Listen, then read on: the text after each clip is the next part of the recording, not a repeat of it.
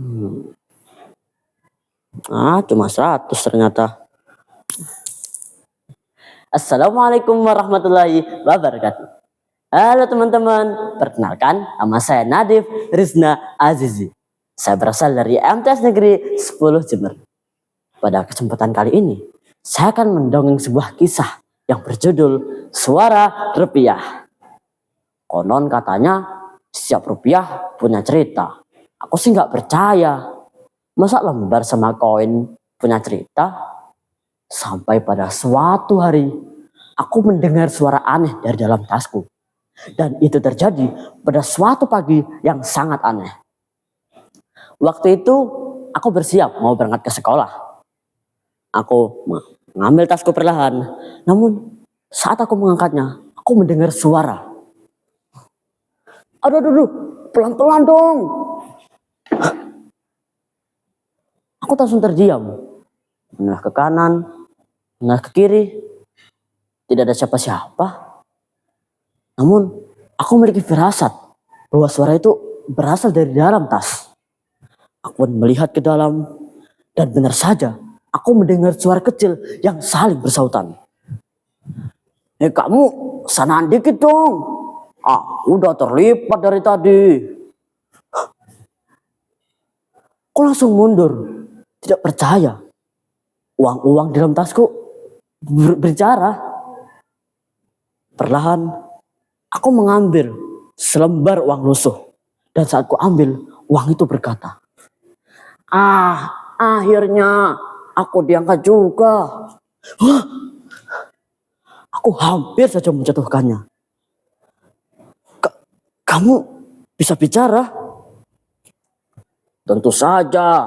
Ini rupiah. Semua rupiah bisa bicara. Hanya saja gak semua orang bisa dengar. Aku masih bengong. Lalu uang itu mulai mengeluh. Kamu ini suka sekali meremas uang. Kadang dimasukkan ke saku sembarangan. Kadang dibuat mainan. Padahal kami capek tau. Perkataannya membuat diriku bingung.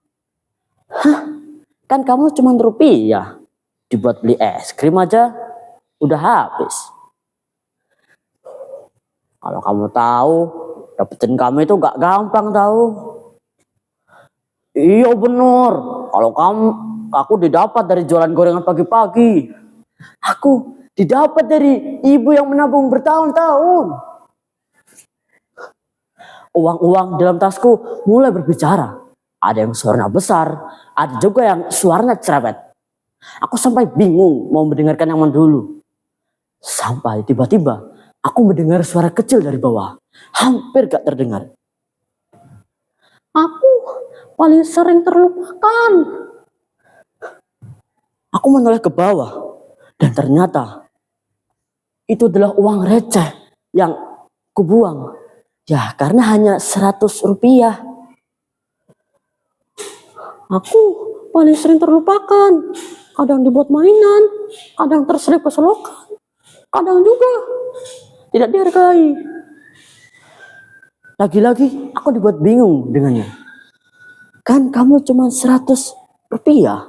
Dibuat berlibuan rupiah aja nggak dapat.